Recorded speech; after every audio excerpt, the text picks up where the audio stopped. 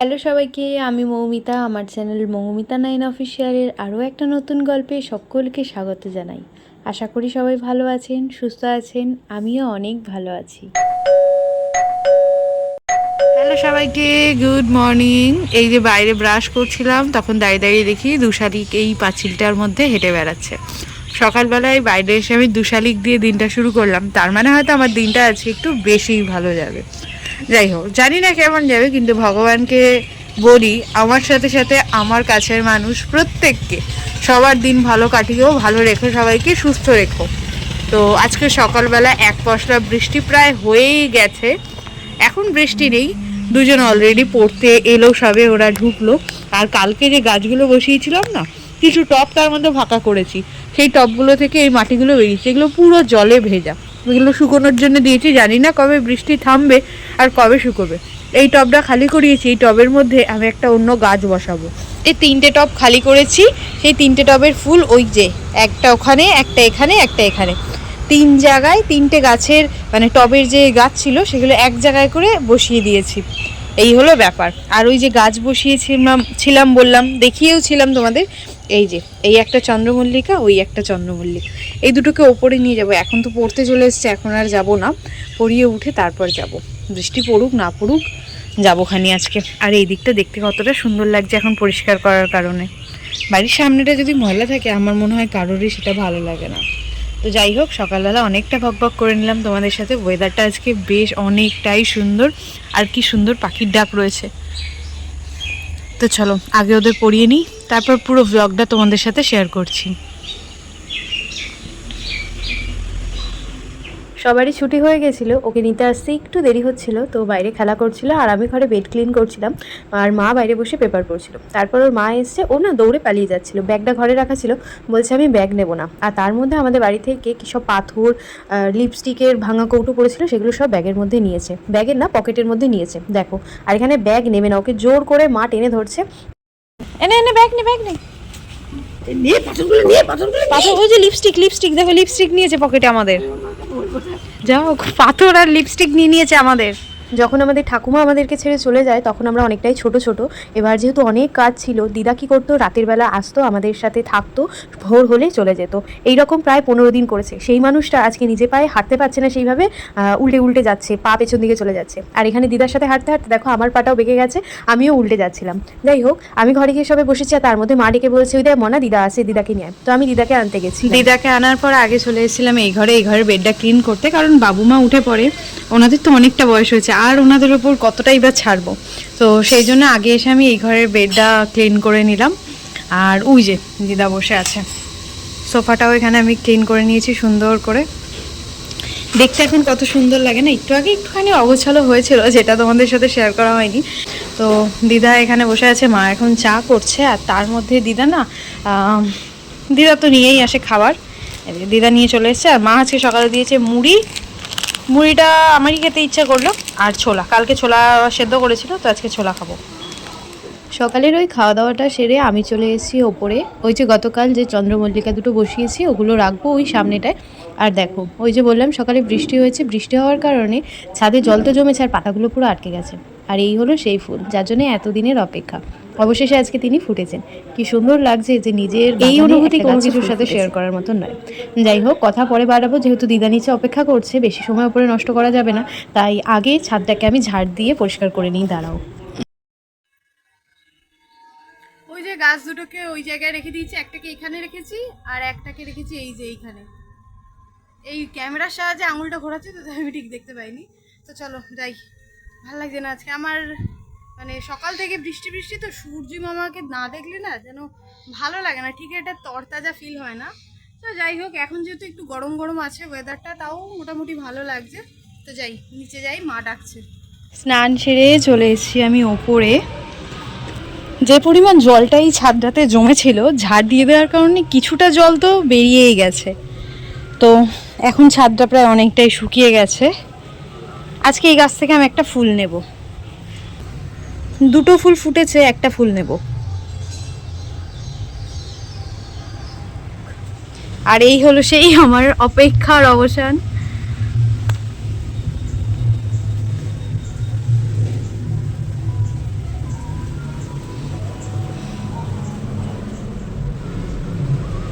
আকাশে এখন একটা অনেক বড় মেঘ ঘুরে বেড়াচ্ছে।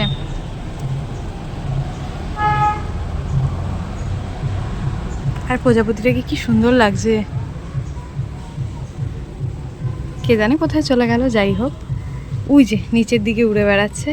তো যাই, নিচ থেকে যেটুকু পারি ফুল তুলে নিই। আর তো ওপরে কোনো ফুলই নেই।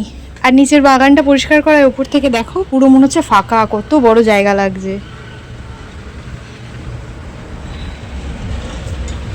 সাদা ফুলটা দিলাম রাধা গোবিন্দকে, আর নয়নতারা ফুলটা দিলাম মহাদেবকে। আর একটা কাঞ্চন ফুল তুলেছিলাম, সেটা এখানে রাধা গোবিন্দ চরণে দিয়েছে। আর সব ঠাকুরের চরণে দিলাম আজকে রঙ্গন ফুল। হাঁপিয়ে যাচ্ছি। আরে ভগবান, সব একসঙ্গে। কিছু করতে পারি না। নিচে এসে আগে আমি পুজোটা সেরে নিলাম। আর তারপর তো তোমরা দেখলে যে দিদা ভিডিও কলে কথা বলছে। দিদা কথা বলছিল দিদার ভাইয়ের সাথে। তো অনেক দিন পর কথা বললো, আর সাথে মাও কথা বলছিল। দিদার ভাই বলতে মায়ের মামা আর আমার দাদু। তো তাদের সাথে ভিডিও কল করার পর মা এখন গেছে দুপুরে রান্নাবান্না করতে, আর এখানে আমি আর দিদা বসেছি তালের বড়ার আয়োজন করতে। দিদা তালের আটিটা থেকে এই যে তালটা বের করছে, আর কিছুটা করছে তাল গুলবে বলে। আর এখানে আমি এখন দিদাকে ময়দাটা চেলে দিচ্ছি। দিদা আসলে বেশ ভালো মন্দ রান্না কিন্তু হয়, এটা কিন্তু সব বাড়িতেই হয়ে থাকে। আমাদের বাড়িতে তো হয়, তোমাদের বাড়িতে হয় কিনা জানি। তালটা মেখে গুছিয়ে রেখে দেওয়ার পরই বসে পড়েছিলাম এখানে লাঞ্চের টেবিলে। মা লাঞ্চের মেনুতে প্রথমে রেখেছিল সাদা ভাত আর গাঁটির তরকারি করেছিল, যেটা গরম মশলা আর ঘি দিয়ে খেতে বেশ ভালো হয়েছিল। আর তারপর এখানে করেছিল ডাল আমড়া দিয়ে। এই আমড়া দিয়ে ডাল করলে আমার ভালো লাগে, অল্প অল্প, অনেকটা না। আর তার সাথে করেছিল আলু সজনে ডাঁটা আর পোস্ত দিয়ে, ওই আলু পোস্ত টাইপের, শুধু তার মধ্যে একটু ডাঁটা দিয়েছিল, যেটা খেতে অসাধারণ হয়েছিল। খাওয়া দাওয়া সেরে আমি, দিদা, মা, বনু একটা ঘরের মধ্যে একসাথে শুয়েছিলাম, অনেকটা গল্প করেছি। আর একটু একটু ঘুম এসেছিল, আর তার মধ্যে চলে গেছিলো কারেন্ট। তাই আমি এসে বসেছিলাম বাইরে, দিদা ঘরে ঘুমাচ্ছিল। আর এর মধ্যে না মায়ের তালের বড়া ভাজা হয়ে গেছিলো, তাই মা 4খানা তালের বড়া আমাকে দিয়েছে। 4টে নয়, মা 4টেই দিয়েছিল, আমি একটা এক্সট্রা এনেছিলাম, বলেছিলাম আর একটা দাও। তো 5খানা তালের বড়া নিয়ে চলে এসেছি ওপরের ব্যালকানিতে। বাইরে এখন ঝিরঝির করে বৃষ্টি পড়ছে, জানি না বৃষ্টিটা কতক্ষণ হবে। আর এই বৃষ্টির মধ্যে আমি বসে বসে তালের বড়া খাচ্ছিলাম।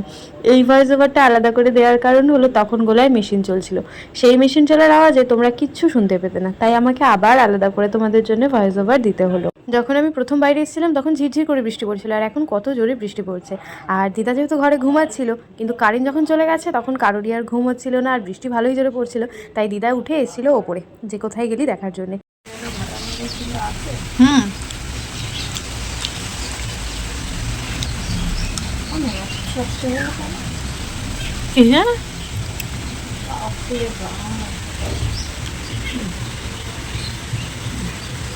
দিদা ঘুম থেকে উঠে এখন এলো, আর এখানে আমি তালের বড়া খাচ্ছি।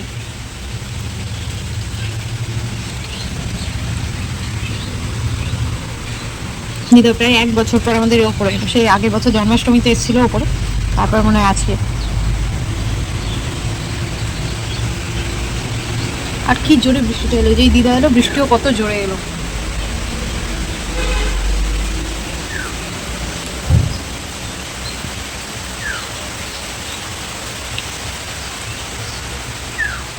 ঘড়িতে সময় 5টা 15, একে একে ওরা পড়তে এসছে 1-2 জন। তার মধ্যে দিদা এখন বাড়ি যাচ্ছে। আজকে দিদার একটা চেঞ্জ হয়েছে, সেটা হলো দিদা আজকে যে শাড়িটা পরেছিল ওটা আমার খুব পছন্দ হয়েছে, তাই মাকে বললাম ভিতরে ওই শাড়িটা রেখে দাও। মানে অনেকটা নরম হয়ে গেছে, একটা আদর থাকে ওর মধ্যে। আর দিদাকে একটা নতুন শাড়ি দাও। তো এই ব্লু কালারের শাড়িটাই একমাত্র দিদার জন্যে এখন সব থেকে ভালো হবে, কারণ দিদা একদম আমার মানে দাদু ছেড়ে চলে যাওয়ার পর থেকে কখনো আর লাল পরেনি, না লাল নেল পলিশ, যা যা যা পরে যাচ্ছে। তাকাও দেখি একবার,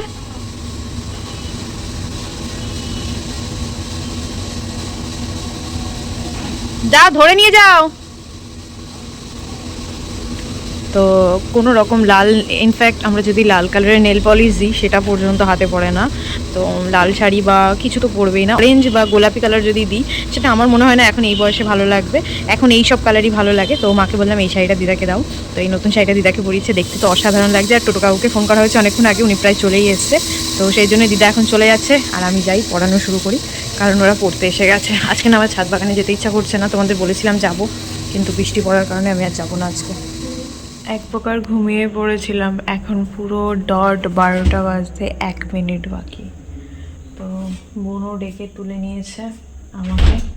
আর এই যে বুনু কেক নিয়ে নিয়েছে আর আমি নিয়ে নিয়েছি মোমবাতি।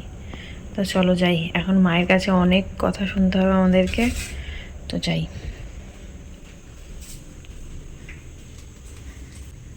এই যে